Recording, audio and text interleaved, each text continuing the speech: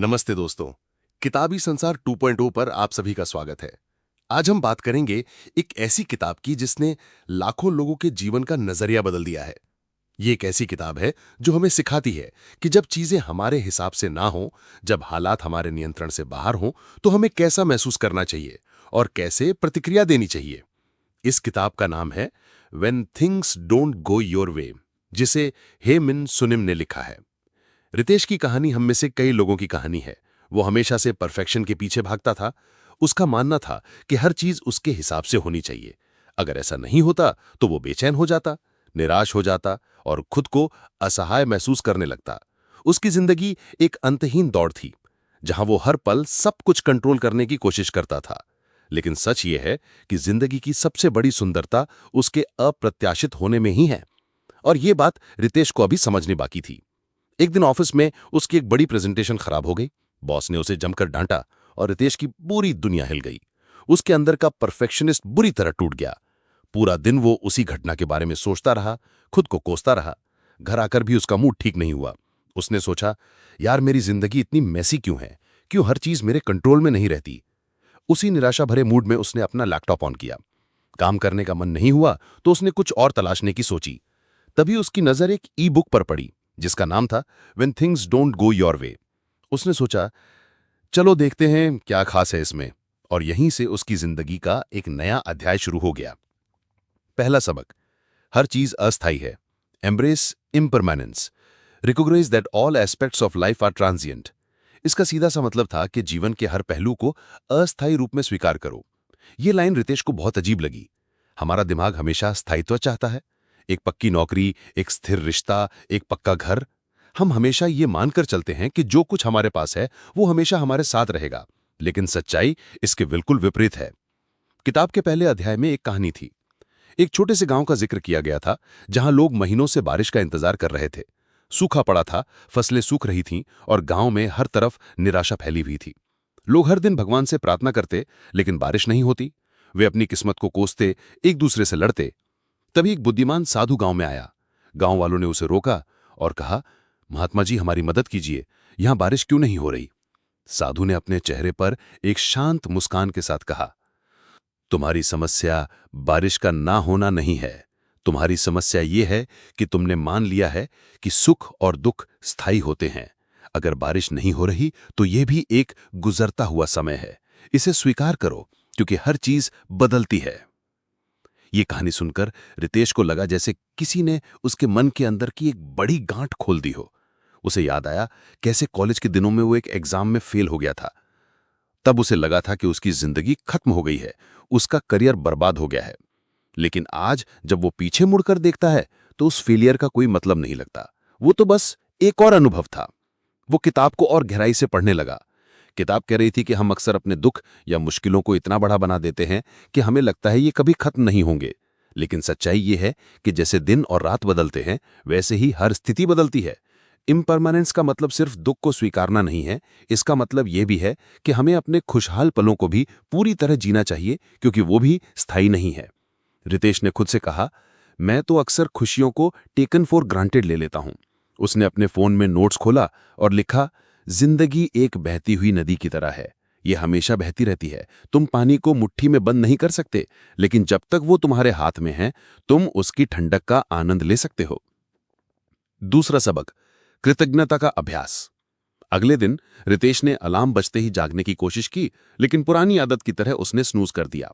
फिर अचानक उसे रात की किताब और अपने नए वादे की याद आ गई। उसने खुद से कहा, नहीं यार, आज तो उठना ही है। ये मेरी नई शुरुआत है। वो बिस्तर से उठा, खिड़की खोली और गहरी सांस ली। फ्रेश होकर उसने किताब को उठाया और उस पर दूसरा लेसन पढ़ने लगा, प्रैक्टिस ग्रेटिट्यूड। इसमें लिखा था कि हम अक्सर उन चीजों पर ध्यान देते हैं जो हमारे पास नहीं है, जबकि हमें उन चीजों के लिए शुक्रगुजार होना चाहिए जो हमारे पास हैं। Gratitude shifts your focus from scarcity to abundance. किताब में एक और कहानी थी, एक गरीब किसान की। जब उसकी फसल बर्बाद हो गई तो वो दुखी होकर भगवान से शिकायत करने लगा, मेरे पास तो पहले ही इतना कम है और अब ये भी चला गया। तभी एक साधु ने उससे पूछा, तुम्हारे पास क्या है। किसान ने गुस्से में कहा, कुछ भी नहीं। साधु ने मुस्कुराकर कहा, क्या तुम जिंदा नहीं हो? क्या तुम्हारे पास कोशिश करने का दूसरा मौका नहीं है? रितेश को लगा कि किसान और वो एक जैसे ही हैं। वो भी छोटी छोटी समस्याओं को लेकर परेशान हो जाता है, जबकि उसके पास जिंदगी को बेहतर बनाने के बहुत मौके हैं। उसने अपनी नोटबुक उठाई और लिखा, आज मैं उन चीजों के लिए शुक्रगुजार हूं जो मेरी लाइफ को बेहतर बनाती हैं। उसने महसूस किया कि कृतज्ञता का अभ्यास करना मुश्किल नहीं है, बस हमें सही चीजों पर ध्यान देना आना चाहिए। उस दिन ऑफिस में भी रितेश ने ग्रेटिट्यूड प्रैक्टिस करने की कोशिश की। जब लंच ब्रेक हुआ तो उसने अपने साथियों के साथ बिताए समय को सराहा और सोचा, कितनी अच्छी बात है कि मेरे पास ऐसे लोग हैं जिनसे मैं खुलकर बात कर सकता हूं। लेकिन रितेश को सबसे ज्यादा महसूस तब हुआ जब उसने शाम को अपने घर पहुंचकर अपने माता पिता से बात की। उसने महसूस किया कि उनके पिता रोज उनका हाल पूछते हैं, जो एक छोटी चीज है लेकिन कितनी महत्वपूर्ण। उस रात उसने अपने ग्रेटिट्यूड जर्नल में लिखा, मेरे पापा का मुझसे हाल पूछना और उनके साथ हुई छोटी सी बातचीत। रितेश ने महसूस किया कि उसकी शिकायतें कम हो रही थी। वो पहले की तरह छोटी छोटी बातों पर गुस्सा नहीं करता था। ग्रेटिट्यूड सिर्फ उसे खुश नहीं कर रहा था, बल्कि उसे एक बेहतर इंसान बना रहा था। तीसरा सबक, असुविधा का स्वागत। रितेश को अब एम्ब्रेस इम्परमानेंस और प्रैक्टिस ग्रेटिट्यूड के लेसन से बहुत कुछ सीखने को मिला था, लेकिन जिंदगी में एक नई चुनौती उसका इंतजार कर रही थी। एक दिन ऑफिस में एक बड़ा क्लाइंट प्रेजेंटेशन था। रितेश ने बहुत मेहनत की थी, लेकिन क्लाइंट के सवाल इतने कठिन थे कि वो घबरा गया और उसकी पूरी तैयारी गड़बड़ हो गई। मीटिंग के बाद उसके बॉस ने उसे डांटा। रितेश को लगा कि भले ही उसने ग्रेटिट्यूड को अपनाया था, लेकिन वो अब भी असुविधाजनक स्थितियों से भागना चाहता था। घर आकर उस दिन का लेसन था वेलकम डिस्कम्फर्ट। उसमें लिखा था, असुविधाजनक स्थितियों का विरोध करने के बजाय उन्हें एक स्वागत योग्य दृष्टिकोण से अपनाएं। रितेश ने किताब को बंद किया और सोचा, डिस्कम्फर्ट को वेलकम करना, यह कैसे हो सकता है? लेकिन उसने आगे पढ़ना शुरू किया। किताब में एक कहानी थी। एक नौजवान था जो पहाड़ पर चढ़ाई करने की कोशिश कर रहा था। पहली बार में वो कुछ कदम चलते ही थक गया और वापस लौट आया। उसने अपने गुरु से बात की। गुरु ने कहा, हर डिस्कम्फर्ट तुम्हें कुछ सिखाने आया है। अगर तुम इसे गले लगाओगे तो ये तुम्हें मजबूत बनाएगा। ये सुनकर नौजवान ने अपने डल और असुविधा को स्वीकार किया और आखिरकार उसने पहाड़ की चोटी तक पहुंचने में कामयाबी हासिल की। रितेश को यह कहानी सुनकर अपनी प्रेजेंटेशन की याद आई। उसने सोचा, मैंने तो डिस्कम्फर्ट से बचने की कोशिश की थी। शायद अगर मैं इस स्थिति को एक्सेप्ट करता और बेहतर तरीके से तैयार रहता तो मैं इसे हैंडल कर सकता था। अगले दिन ऑफिस में उसने खुद को एक छोटे चैलेंज के लिए तैयार किया। आमतौर पर वो मीटिंग में चुप रहता था, लेकिन इस बार उसने डर को नजरअंदाज करते हुए अपनी बात कही। उसे महसूस हुआ कि शुरू में असुविधा हुई, लेकिन जैसे ही उसने बोलना शुरू किया वो धीरे धीरे सहज हो गया। उस दिन उसे महसूस हुआ कि डिस्कम्फर्ट को फेस करना इतना बुरा भी नहीं था। हाँ, शुरुआत में ये कठिन लगता है, लेकिन अगर उसे गले लगाया जाए तो ये एक ताकत बन जाता है। चौथा सबक, जाने कब छोड़ना है, know when to let go. एक दिन रितेश का एक बड़ा प्रोजेक्ट, जिस पर उसने महीनों मेहनत की थी, अचानक रद्द हो गया। वो इस पर इतना निर्भर था कि उसे लगा उसकी सारी मेहनत बेकार हो गई। उसने किताब उठाई और उस दिन का लेसन था know when to let go. Ritesh ने पढ़ा, छोड़ना हार नहीं बल्कि एक नई यात्रा की शुरुआत है। किताब में एक नाविक की कहानी थी जो समुद्र में तूफान का सामना कर रहा था। उसकी नाव में बहुत ज्यादा सामान लदा हुआ था और वो जानता था कि अगर उसने सामान फेंका नहीं तो उसकी नाव डूब जाएगी। सामान फेंकना उसके लिए आसान नहीं था क्योंकि वह उसकी मेहनत की कमाई थी, लेकिन आखिरकार उसने अपने जीवन को बचाने के लिए सामान फेंक दिया। किनारे पर पहुंचकर उसने महसूस किया कि उसकी जान बचाने का फैसला सही था। रितेश को ये कहानी अपने प्रोजेक्ट पर लागू लगने लगी। उसने सोचा, शायद मुझे भी इस प्रोजेक्ट को छोड़ने का वक्त आ गया है। ये मेरे लिए जरूरी था, लेकिन अब ये आगे नहीं बढ़ रहा है। उसने महसूस किया कि हम अक्सर चीजों को इसलिए पकड़ कर रखते हैं क्योंकि हमें डर लगता है कि छोड़ने का मतलब हार मान लेना है, लेकिन कभी कभी छोड़ देना हमें आगे बढ़ने का मौका देता है।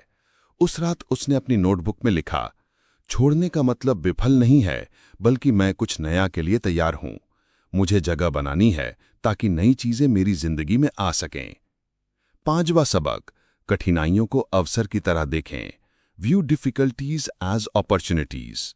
रितेश की जिंदगी अब पहले से कहीं ज्यादा बेहतर और संतुलित लगने लगी थी, लेकिन एक दिन एक नई चुनौती उसकी राह में खड़ी हो गई। ऑफिस में एक बड़ा क्लाइंट प्रोजेक्ट चल रहा था और इस बार रितेश को टीम का नेतृत्व करने का जिम्मा मिला, लेकिन यह प्रोजेक्ट जितना बड़ा था उतनी ही ज्यादा जटिलताएं भी साथ लाया। टीम में मतभेद, क्लाइंट की बदलती मांगें और समय सीमा की कड़ी पाबंदी, ये सब मिलकर रितेश के लिए तनाव का कारण बन गए। उस दिन का लेसन था व्यू डिफिकल्टीज एज अपॉर्चुनिटीज। इसमें लिखा था, सही चुनौतियों को खुशी के रास्ते में अवरोध के बजाय एक अभिन्न अंग के रूप में देखें। रितेश ने गहरी सांस ली और सोचा, चुनौतियों को अवसर की तरह देखना, क्या यह इतना आसान है? किताब में एक कहानी थी। एक राजा ने अपने राज्य की सड़कों पर एक बड़ा पत्थर रखवा दिया। जो भी वहां से गुजरता वह परेशान होकर राजा को कोसता। लेकिन एक दिन एक गरीब किसान ने पत्थर हटाने की कोशिश की। उसे पसीना आया, उसकी पीठ दर्द से झुक गई, लेकिन वह रुका नहीं। आखिरकार जब उसने पत्थर को हटा दिया तो उसके नीचे सोने की थैली और एक चिट्ठी मिली। उस चिट्ठी में लिखा था, हर चुनौती तुम्हें कुछ सिखाने और इनाम देने के लिए आती है। अगर तुम हार मान लोगे तो ना सीख पाओगे ना पा सकोगे। रितेश ने एक नई दृष्टि से काम करने का फैसला किया। उसने अपनी टीम के साथ एक मीटिंग की और कहा, मुझे पता है कि यह प्रोजेक्ट मुश्किल है, लेकिन हम इसे एक चैलेंज की तरह लें। जो भी दिक्कतें आएंगी हम उन्हें मिलकर हल करेंगे। रितेश ने महसूस किया कि जब उसने मुश्किलों को एक समस्या के रूप में देखना बंद कर दिया तो वे धीरे धीरे सुलझने लगीं। उसने अपनी नोटबुक में लिखा, हर समस्या मुझे कुछ सिखाने के लिए आती है। मुश्किलें मेरी सोच और क्षमताओं का विस्तार करती हैं। छठा सबक, अपनी रोशनी बांटो, शेयर योर लाइट। रितेश की जिंदगी अब पूरी तरह बदल चुकी थी। एक दिन रितेश को अपने पुराने दोस्त अर्जुन से मिलने का मौका मिला। अर्जुन ने कहा, यार तेरी जिंदगी बहुत सॉर्टेड लग रही है, मुझे भी बता तू इतना शांत और पॉजिटिव कैसे हो गया। रितेश ने उसे किताब के बारे में बताया और हर लेसन को कैसे उसने अपनी जिंदगी में लागू किया या साझा किया। किताब का आखिरी लेसन था शेयर योर लाइट। इसमें लिखा था कि जब कोई ज्ञान या अनुभव आपके जीवन में नई दिशा देता है तो उसे दूसरों के साथ साझा करो।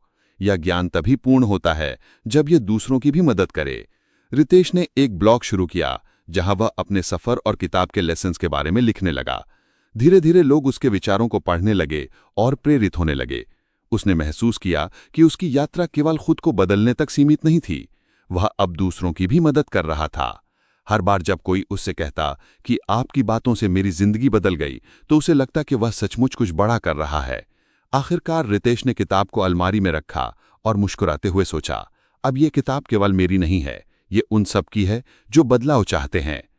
और इस तरह रितेश की जर्नी एक नई शुरुआत बन गई, खुद से परे, दूसरों के लिए। उसने सीखा था कि हर अंत एक नई शुरुआत का संकेत होता है और यही जिंदगी का सबसे बड़ा लेसन था। तो दोस्तों, ये थी हमारी आज की बुक समरी। आपको कैसी लगी कमेंट करके जरूर बताएं और धन्यवाद आपका समरी अंत तक सुनने के लिए।